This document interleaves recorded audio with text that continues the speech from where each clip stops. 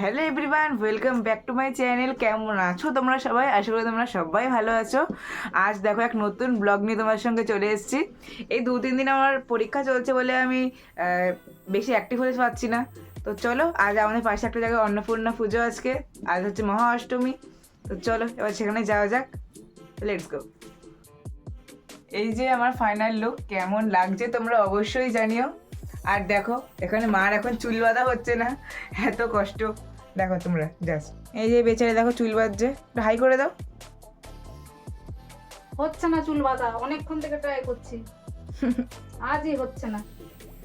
অন্য সময় একবারেই হয়ে যায়, আজকে 100 বারও হচ্ছে না। দাঁড়াও তোমাদের ফাইনাল লুক দেখাবো, চুলটা বেঁধে নিক আগে। দেখো কেমন লাগছে আমাকে বলবে কিন্তু। খুব কষ্ট করে দেখো চুলটা বাঁধা হয়েছে, তো জানিও কেমন লাগছে ফুল আউটফিট।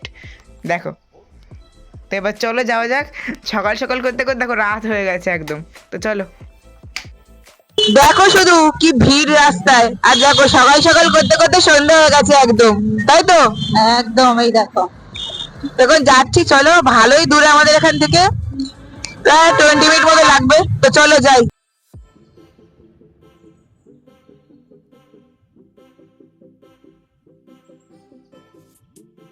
এই দেখো বন্ধুরা, আমরা চলে এসেছি। এই জায়গাটার নাম হচ্ছে যুব সংঘ। কি সুন্দর লাগছে না প্যান্ডেলটা? এটা কিন্তু মা অন্নপূর্ণা পুজোর প্যান্ডেল। এক কথায় বলতে জাস্ট অসাধারণ প্যান্ডেলটা। প্যান্ডেলটা কিন্তু পুরো পাহাড়ের ওপরে মহাদেবে বসে আছে। কি সুন্দর লাগছে, পুরো কিন্তু তুলো দিয়ে বানানো। কি দারুণ অপূর্ব কাজ করেছে দেখো তোমরা জাস্ট। তারপরে দেখে নিই আমরা এখানকার স্টেজটা কেমন হয়েছে। এটা হচ্ছে এখানকার স্টেজ, দারুণ লাগছে দেখতে। আর দেখো সামনে কিন্তু একটা বড় একটা মহাদেব বসে আছে একদম গর্ভগৃহের সামনে। প্যান্ডেলটা কিন্তু প্রায় 2 তলা মতো উঁচু করেছিল। তো দেখো আমরা এবার চলে যাই মূল গর্ভগৃহের দিকে। তো দেখো শুধু, এই যে আমরা চলে এসেছি মূল গর্ভগৃহে। কি সুন্দর লাগছে দেখো প্রতিমাকে, এক কথায় বলতে জাস্ট অসাধারণ লাগছে। মা অন্নপূর্ণাকে কিন্তু এক কথায় অসাধারণই লাগছিল। একদম ওপরে দেখো একটা বড় সড়ো একটা ঝাড়বাতি ছিল, আর পাশে দাঁড়ান ধরনের দেবদেবীর চিত্র ছিল।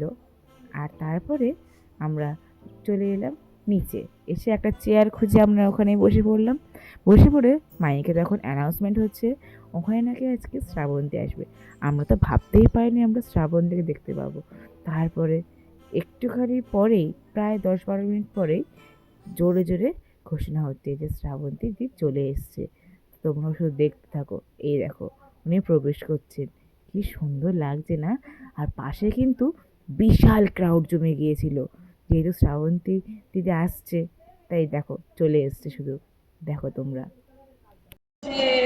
এরকম একটা বাসন্তী পুজো যুব সংঘ আয়োজন করছেন, এত সুন্দর প্যান্ডেল আর এত ভালোবাসার মানুষ আমার এখানে, আমার ছোট্ট বাচ্চা বন্ধুরা এখানে আছে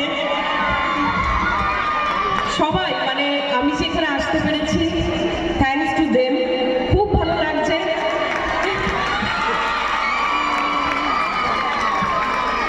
এই তুলে রেখেছি যত্নে মনের অলি গলি, হয়ে গেল পালালি, রাতেও মরেছি গা, দেখছি একা একা, গিয়েছি ঘুম পড়ে, বুক পড়ে চাই উড়ে, ট্রালালালা। ও হো হো হো। তো তোমরা দেখে নিলে শ্রাবন্তী দিদিকে, খুব সুন্দর উনি কথা বলে না? তারপরে দেখো আমরা একটুখানি ফাংশন দেখে তারপর আমরা বাড়ি ফিরে এলাম। তো